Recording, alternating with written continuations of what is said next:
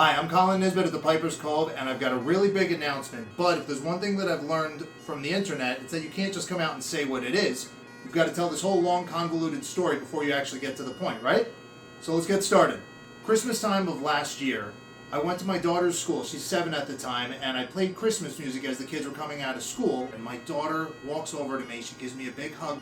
She turns around, faces her friends, and she starts singing along. Then her friends came over, and they all started singing along as well. It's just one of the best moments of my life. But, as we all know, there's only a couple of Christmas tunes that we can play. So I switched to American tunes because I figured they could keep singing along with those. Wrong. I bombed. They didn't know a single one of them. Kids these days can't learn God Bless America in school. Grand Old Flag for whatever reason they don't know. And let's be honest, anybody under the age of 70 doesn't actually know the lyrics to Yankee Doodle Dandy. I was hit with this moment. What am I going to play for 7-year-olds to entertain them? What am I going to do? Am I going to play the Itsy-Bitsy Spider and Twinkle Twinkle Little Star? But then it hit me. I've been playing the bagpipes for 35 years, and I don't know the Itsy-Bitsy Spider and Twinkle Twinkle Little Star. I never learned this music that everyone else learns first on every other instrument in the world. These are easy tunes that people should be learning, and they should be learning them first. So I went looking for the sheet music, because I really do feel that this should be the first music that we learn. For years and years and years, we've learned Scots Wha Hae and the Brown-Haired Maiden first, and let's be honest, no one's ever heard of those. But also, once you learn them, you never play it again.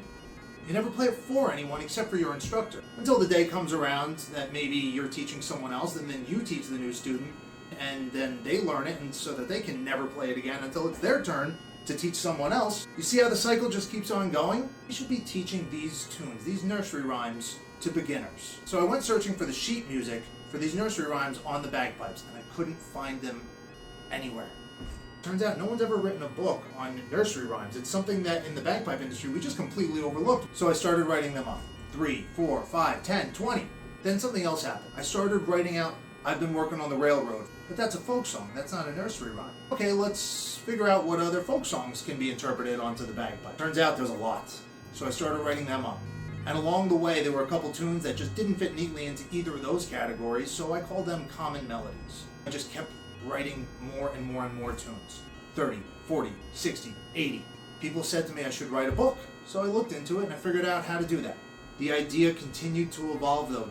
I got to a point where I had over 100 tunes written up of songs that people know, interpreted on the bagpipes. Along the way I had this realization. When we go into a bar or we go into anywhere that we're playing for an audience, we're walking in and we're telling them, hey everyone, we're here to entertain you by playing bagpipe music that you don't know. And you're going to like it whether you like it or not. And maybe towards the end we'll throw in Amazing Grace so that you have one tune that you recognize. We have done this for generations. But the fact of the matter is that we are not playing for our audience. We are playing at them. We're not playing music that they want to hear. We are playing music that we want them to hear. It's a big problem. We need to start playing music that the audience recognizes, that the audience can hum along to, that they can sing along to. Answer this question. Be honest. Did you know the melody to the Minstrel Boy before you learned it on the bagpipes? Because I know I didn't. Most people don't even realize that the Minstrel Boy is a song.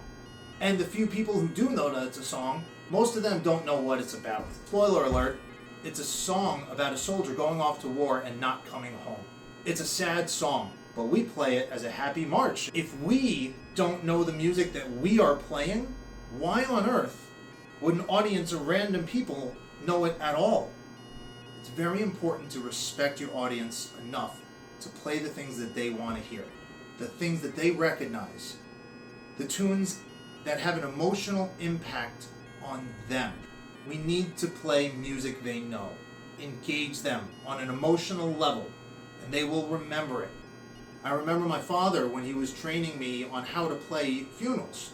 He always told me the same thing. Play music that the people know. We want to entertain our audience, but we also want to engage the audience. And there is a difference. If they don't know what you're playing, you can't engage them. But if they sing along with what you are playing, that's the thing that they're going to remember. So I am extremely, extremely happy and proud to announce that I have a book coming out, available October 4th, Nursery Rhymes, Folk Tunes, and Common Melodies for the Great Highland Bagpipes, Volume 1. You can get it on Amazon or thepiperscove.com. The concept is very, very simple. Play something that your audience knows. Play something that they have an emotional connection to. Play something they can sing along to. Because if you don't, you just become background noise or like really loud elevator music. So instead of playing bagpipe music on the bagpipes for people who don't know bagpipe music, why don't we try playing music that they do know on the bagpipes for them?